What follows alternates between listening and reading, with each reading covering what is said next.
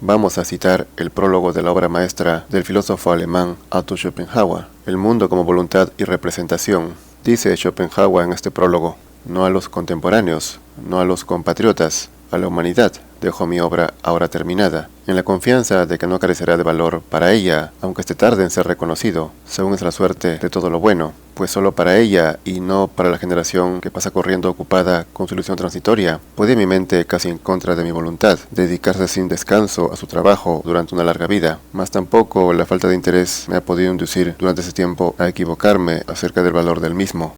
Porque constantemente vi lo falso, lo malo y al final lo absurdo y sin sentido ser objeto de general admiración y respeto, y pensé que si los que son capaces de conocer lo auténtico y lo justo no fueran tan infrecuentes que algunos se los puede buscar en vano por alrededor durante 20 años, los que de entre ellos son capaces de producirlo no podrían ser tan pocos, que sus obras constituyen más tarde una excepción al carácter efímero de las cosas terrenales, con lo que entonces se perdería la reconfortante perspectiva de la posteridad que necesita para fortalecerse todo el que está empeñado en un alto fin. Quien toma en serio y se dedica a un asunto que no le trae ventajas materiales, tampoco puede contar con el interés de los contemporáneos, pero sí verá en la mayoría de los casos que mientras tanto la apariencia de ese asunto tiene vigencia en el mundo y disfruta de su momento, y eso es lo normal, pues hay que dedicarse al asunto por sí mismo, si no, no puede salir bien, porque siempre la intención supone un peligro para la comprensión.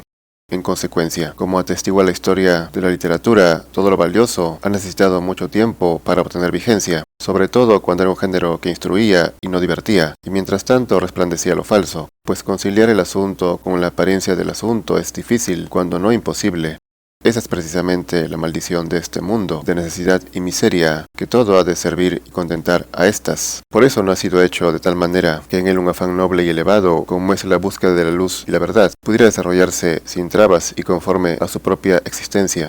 sino que incluso cuando ha podido de una vez hacerse valer y se han introducido sus ideas, los intereses materiales y los fines personales se apoderan de él para convertirlo en su instrumento o en su máscara. Por esa razón, cuando Kant devolvió a la filosofía su prestigio, enseguida tuvo que convertirse en instrumento de los fines estatales de los de arriba y personales de los de abajo, si bien para ser exactos no era ella sino su doble, que se hacía pasar por ella.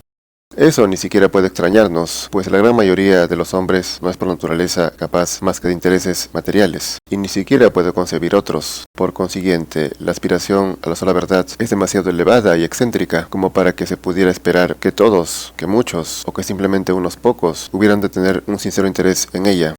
Sin embargo, cuando vemos una llamativa actividad, una ocupación generalizada en la que todo el mundo escribe y habla de temas filosóficos, como ocurre, por ejemplo, hoy en día en Alemania, entonces hay que suponer confiadamente que el primum mobile real, el resorte oculto de tal movimiento, a pesar de todos los gestos y aseveraciones solemnes, son exclusivamente fines reales y no ideales, que en concreto son intereses personales, oficiales, eclesiales o estatales, en suma, materiales, lo que ahí se tiene en miras, y que por lo tanto son fines partidistas los que ponen en tan agitado movimiento los múltiples resortes de presuntas visiones del mundo, que son las intenciones y no las opiniones lo que seguía a esos alborotadores, mientras que la verdad es con certeza lo último en lo que piensan. Ella no encuentra partidarios, antes bien, en medio de tal barullo de disputas filosóficas, puede recorrer su camino tan tranquila e inadvertida como en medio de la noche invernal del tenebroso siglo sumido en las más rígidas creencias religiosas, en el que acaso es solamente transmitida como doctrina esotérica a unos pocos adeptos, o bien confiada en exclusiva al pergamino. Yo incluso diría que ninguna época puede ser más desfavorable a la filosofía que la que abusa ignominiosamente de ella, utilizándola desde un lado como instrumento del Estado y desde otro como medio de lucro. ¿O acaso se cree que en tal afán y entre todo este barullo también se va a hacer patente la verdad en la que nadie pone sus miras? La verdad no es una prostituta que se lance al cuello de los que no la desean. Antes bien, es una belleza tan frágil que ni siquiera el que lo sacrifica todo por ella puede estar seguro de su favor. Si los gobiernos convierten la filosofía en medio para sus fines de Estado, por otra parte los hombres instruidos ven en las cátedras de filosofía un oficio que le da de comer como cualquier otro, y así se afanan por obtenerlas asegurando su buen espíritu, es decir, el propósito de servir a aquellos fines, y mantienen su palabra, no la verdad, no la claridad, no Platón, no Aristóteles, sino los fines que se les ha encargado servir. Son sus guías y enseguida se convierten también en el criterio de lo verdadero, lo bueno, lo que hay que tomar en cuenta, y sus contrarios. Y lo que no se corresponde con eso, aun cuando fuera lo más importante y extraordinario en su materia, es condenado, o cuando esto resulta delicado, asfixiado con una unánime ignorancia. Véase, sin ir más lejos, su común celo en contra del panteísmo. ¿Algún tonto creerá que es por convicción? ¿Cómo la filosofía degenerada, en medio de ganar el pan, no habría de convertirse en sofística? Precisamente porque eso es inevitablemente así, y porque siempre ha valido la regla de quien come el pan cantó la canción. Es por lo que en la antigüedad el ganar dinero con la filosofía fue un rasgo distintivo de los sofistas.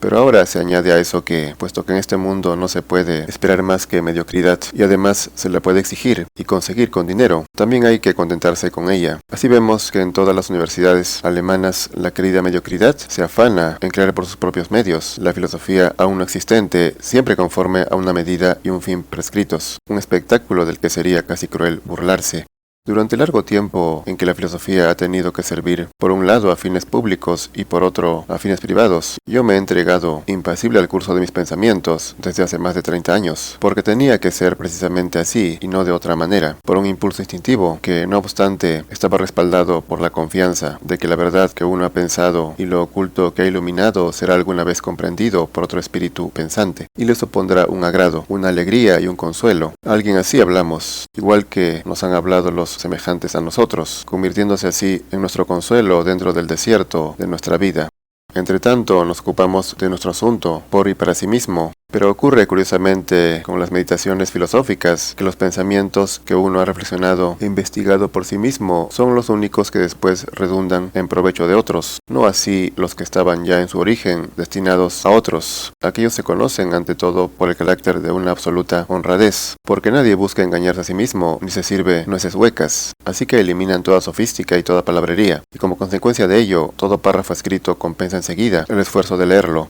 Conforme a ello, mis escritos llevan acuñado el sello de la honradez y la franqueza, con tal calidad que ya por ello contrastan llamativamente con los de los tres famosos sofistas del período postkantiano. A mí se me encuentra siempre en el punto de vista de la reflexión, es decir, de la meditación racional y de la honrada comunicación de mis pensamientos, nunca en el de la inspiración, llamada intuición intelectual, o también pensamiento absoluto, aunque su nombre correcto es patraña y charlatanería. Así pues, trabajando en ese espíritu y viendo mientras tanto lo falso y lo malo, universalmente vigentes, y hasta la patraña y la charlatanería honradas, he renunciado hace ya mucho tiempo al aplauso de mis contemporáneos. Es imposible que una generación que durante 20 años ha aclamado como el mayor de los filósofos a Hegel, ese calibán intelectual tan alto que ha resonado en toda Europa, pudiera hacer que quien ha contemplado tal cosa desee su aplauso ya no tiene ninguna corona de honor que otorgar. Su aplauso está prostituido y su censura no tiene significado alguno. Que hablo en serio puede apreciarse en que, si yo hubiera aspirado al aplauso de mis contemporáneos, tendría que haber tachado 20 pasajes que contradicen todas sus opiniones, y que en parte incluso tendrían que resultarles escandalosos. Pero sería para mí un delito sacrificar una sola sílaba a aquel aplauso. Mi norte ha sido siempre la verdad. Al perseguirla, pude aspirar únicamente a mi propio aplauso, apartado totalmente de una época que ha caído muy bajo respecto a todo intento espiritual elevado, y de una literatura nacional degradada hasta la excepción, en la que alcanzado la cima, el arte de combinar palabras elevadas con bajeza de espíritu. No puedo desde luego escapar de los defectos y debilidades de los que necesariamente adolece mi naturaleza, como cualquier otra, pero no los aumentaré con indignas acomodaciones. Por lo que a esta segunda edición respecta, me alegro ante todo de no encontrar nada que revocar después de 25 años. Así que mis convicciones fundamentales se han conservado al menos en mí mismo. Las modificaciones en el primer volumen, que contiene solamente el texto de la primera edición, no afectan a lo esencial, sino solamente a cuestiones accesorias, y en su mayor parte consisten en breves adiciones explicativas insertadas aquí o allá. Únicamente la crítica de la filosofía kantiana ha recibido importantes correcciones y adiciones detalladas, ya que éstas no se podían incluir en un libro complementario como el que ha recibido en el segundo volumen, cada uno de los 4 libros que presentan mi propia teoría. En el caso de estos he elegido esta última forma de corregirlos y aumentarlos, porque los 25 años transcurridos desde su redacción han producido un cambio en la forma y el tono de mi exposición, tan perceptible que no era posible fundir en un todo el contenido del segundo volumen con el del primero, ya que ambos habrían tenido que sufrir con tal fusión. Por lo tanto, entrego ambos trabajos separados y no he cambiado nada del anterior, ni siquiera allá donde ahora me expresaría de otra manera, porque quería guardarme de estropear el trabajo de mis años jóvenes con la crítica rebuscada de la vejez. Lo que en ese sentido haya que corregir se dispondrá ya por sí mismo en el espíritu del lector, con ayuda del segundo volumen. Los dos volúmenes se complementan recíprocamente en el sentido pleno de la palabra, en la medida en que una edad del hombre es el complemento de la otra, en el sentido intelectual. Por eso se encontrará no solo que cada volumen contiene lo que al otro le falta, sino también que las ventajas de uno consisten en aquello que está ausente en el otro. Por consiguiente, si la primera mitad de mi obra aventaja a la segunda, en lo que únicamente el fuego de la juventud y la energía de la primera concepción pueden prestar, esta en cambio superará a aquella en la madurez y la completa elaboración de los pensamientos que solamente se depara a los frutos de una larga vida de trabajo. Pues cuando yo tuve la energía para concebir originalmente los pensamientos fundamentales de mi sistema, proseguirlo en sus 4 ramificaciones, volver desde ellas a la unidad de su tronco y luego presentar con claridad el conjunto, entonces no estaba aún en disposición de estudiar cada parte del sistema con la perfección, profundidad y detalle que solo se consiguen meditándolo durante muchos años.